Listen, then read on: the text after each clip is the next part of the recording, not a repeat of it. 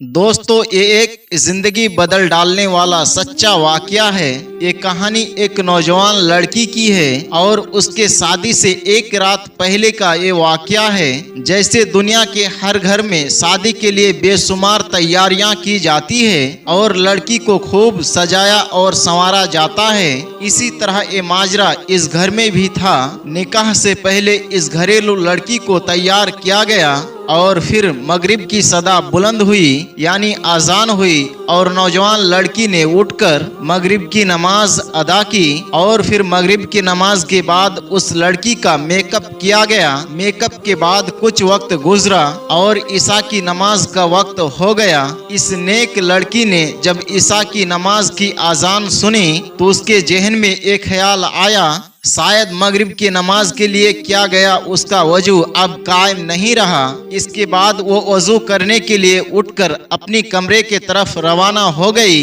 वो लड़की अभी वजू करने की तैयारी ही कर रही थी कि उसकी माँ उसके कमरे में आई और उससे पूछा कि वो क्या करने का इरादा रखती है। उस लड़की ने अपने माँ को बताया कि ईशा की नमाज का वक्त हो चुका है और वो चाहती है कि दोबारा से वजू करके अपनी नमाज को अदा करें, क्योंकि इसके बाद शादी की रस्में न जाने कब तक जारी रहेगी। माँ ने हैरान होकर अपनी बेटी के तरफ देखा और उसे समझाने के अंदाज में कहा, जो तुमने इतना अच्छा मेकअप किया है, ये सारा मेकअप तुम्हारे वजू करने से खत्म हो जाएगा।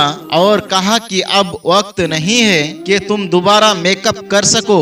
अगर शादी में तुम बिना मेकअप वाले चेहरे के साथ मेहमानों के सामने जाओगी तो हो सकता है कि तुम्हारा मजाक बनकर रह जाए। क्या तुम्हें इस बात का कोई डर या खौफ नहीं है? वो लड़की मुस्कुराकर अपनी माँ से कहने लगी, आप इस वजह से परेशान हो रही है, लेकिन मुझे डर और खौफ सिर्फ अपने परवरदिगार का है और मैं उसकी नजर में खूबसूरत होना चाहती हूँ। इस नेक लड़की को वजू करने का जरा भी गम नहीं था।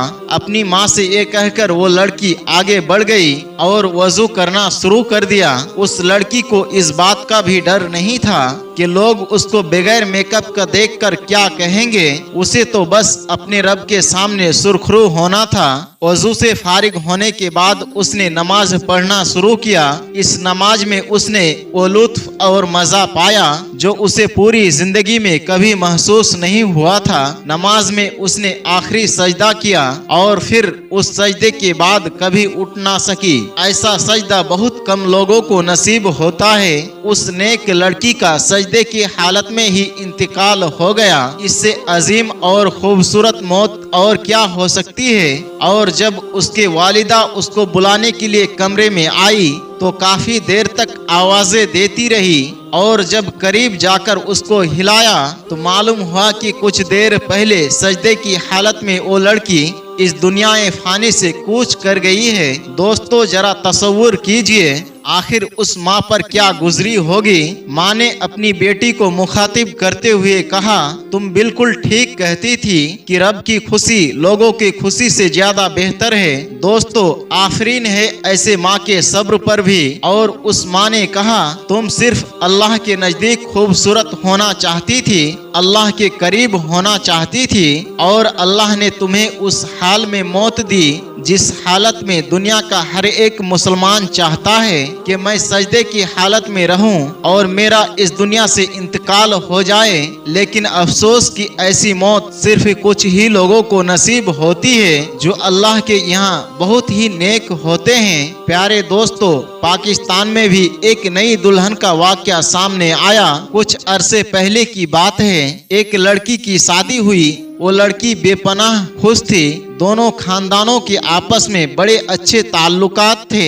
हर तरफ से खूब खुशियां मनाई जा रही थी और तमाम अजीजो अकारिब रिश्तेदार यही कह रहे थे, इससे पहले हम इन दोनों खानदानों को इससे ज्यादा खुश होता हुआ नहीं देखा है। मगर कौन जानता था कि ये खुशी कितने दिनों की है।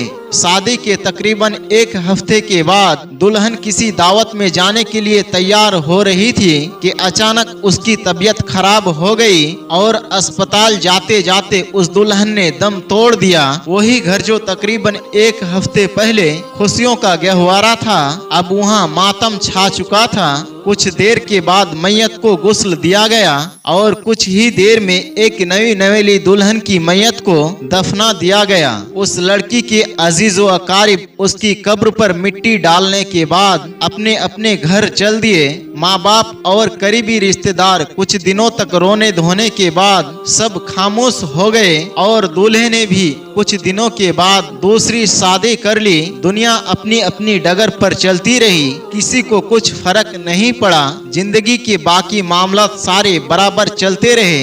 दोस्तों, वाकई किसी के चले जाने के बाद जिंदगी खत्म तो नहीं हो जाती। मौत से फर्क सिर्फ मरने वालों को पड़ता है।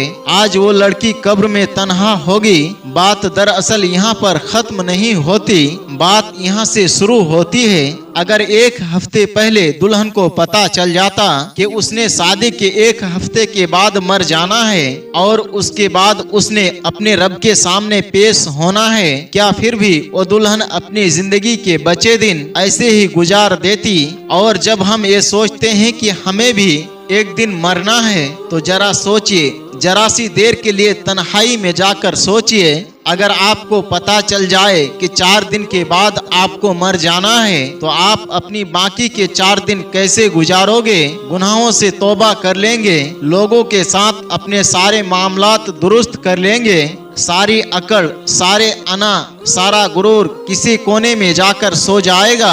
हमें बस एक ही फिक्र होगी, हमारा रब हमसे राजी हो जाए। लेकिन दोस्तों, ये सब हम उस वक्त करेंगे जब मालूम हो जाए कि हमारा चंद दिनों के बाद इंतकाल हो जाएगा।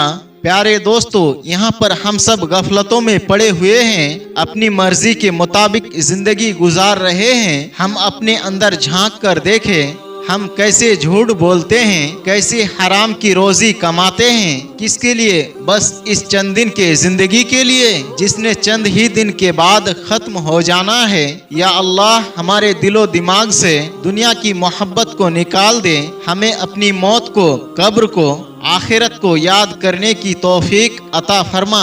और हमने जाने अनजाने में अब तक जो भी गुनाह किया है, या अल्लाह, हमारे उन तमाम गुनाहों को अपने फजलो करम से माफ फरमा दे। दोस्तों, आप तमाम से दरख्वास्त है, आज की इस वीडियो को अपने दोस्त अहबाब के साथ जरूर शेयर करें और आज की वीडियो के बारे में आपका क्या राय है कमेंट बॉक्स में हमें जरूर बताएं। और आज की इस वीडियो को अपने दोस्त अहबाब के साथ शेयर करना ना भूलें, ताकि इस वीडियो के जरिए वो भी सबक हासिल कर सके। दोस्तों, आज की वीडियो में बस इतना ही। इंशाअल्लाह बहुत जल्द एक और नई वीडियो के साथ आपके खिदमत में हाजिर होंगे। तब तक के लिए हमें इजाजत दे। अस्सलाम वालेकुम व रहमतुल्लाह।